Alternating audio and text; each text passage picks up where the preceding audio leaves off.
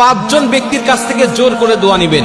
যখন এই পাঁচজন ব্যক্তির সাথে আপনার সাক্ষাৎ হবে, প্রয়োজনে তাদের কাছ থেকে জোর করে দোয়া নিবেন। কিছু হাদিয়া দিয়ে হলেও তাদের কাছ থেকে দোয়া নিতে আপনি ভুলবেন না। কারণ ইবনে মাজাহ শরীফ এবং তিরমিজি শরীফের বর্ণনায় নবীজি বলছেন, এই পাঁচজন ব্যক্তির দোয়া করলেই আল্লাহ পাক তাদের দোয়াটা কবুল করে নেয়। দুইটা বর্ণনা আসছে, তিরমিজি শরীফের বর্ণনা আসছে 3 জন এবং ইবনে মাজাহ শরীফের বর্ণনা আসছে 2 জন। এই 3 জন আর 2 জন, এই 5 জন ব্যক্তি যখন কোনো ব্যক্তির জন্য দোয়া করে, আল্লাহ পাক তখন ডাইরেক্ট তার দোয়াটা কবুল করে নেয়। রাসূল সাল্লাল্লাহু আলাইহি ওয়াসাল্লাম বলছেন, 1 নম্বর হলো মা বাবা। কোনো মা বাবা যদি সন্তানের জন্য দোয়া করে, ওই দোয়ার মাঝে আর আল্লাহ পাকের মাঝে কোনো পর্দা থাকে না, ডাইরেক্ট আল্লাহ পাক দোয়াটা কবুল করে নেয় এবং সেই সন্তানের জন্য আল্লাহ পাক সব দোয়াগুলোকে আল্লাহ পাক কবুল করে নেয়। এটা হলো 1 নম্বর। 2 নম্বরে, যদি কোনো মাজলুম ব্যক্তিকে আপনি পেয়ে যান, যিনি মাজলুম, যিনি জুলুমের শিকার হয়েছে, ওই মাজলুমের কাছ থেকে আপনি দোয়া নিবেন। কারণ মাজলুমের দোয়া আর আল্লাহর মাঝেও কোনো পর্দা থাকে না। মাজলুম যখন দোয়া করে আল্লাহ পাকের কাছে, তখন ডাইরেক্ট আল্লাহ পাক তার দোয়াটা কবুল করে নেয়। মাজলুমের কাছ থেকে দোয়া নিবেন, প্রয়োজনে কিছু হাদিয়া দিবেন, তাও দোয়া নিবেন। 3 নম্বর হলো মুসাফির। কোন মুসাফির ব্যক্তির দোয়া কখনো আল্লাহ পাক ফেরত দেয় না।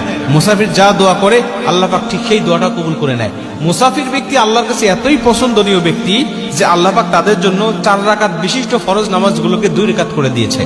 তাদের যেন কষ্ট না হয়, তাদের যেন জুলুম না হয়, এজন্য আসরের নামাজ, ইশারের নামাজ, জোহরের নামাজ, এই নামাজগুলো 4 রাকাত পড়তে আল্লাহ বলেন নাই, বলছে তুমি 2 রাকাত করে পড়ো।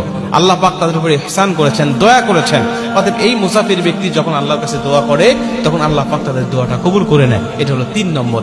4 নম্বর হলো কোন সাইম, কোন রোজাদার ব্যক্তি যখন কোনো ব্যক্তির জন্য দোয়া করে, যা আপনি যদি দেখেন যে কোনো ব্যক্তি রোজা আছে, রমজান মাসে তো সব মুসলিম রোজা থাকে, কিন্তু রমজান মাসের বাহিরেও দেখবেন অনেকেই নফল রোজা রাখে, বিভিন্ন দিবসে তারা রোজা রাখে, বিশেষ করে বৃহস্পতিবার, সোমবারে রোজা রাখে, অনেকে আয়ামে বীজে রোজা রাখে।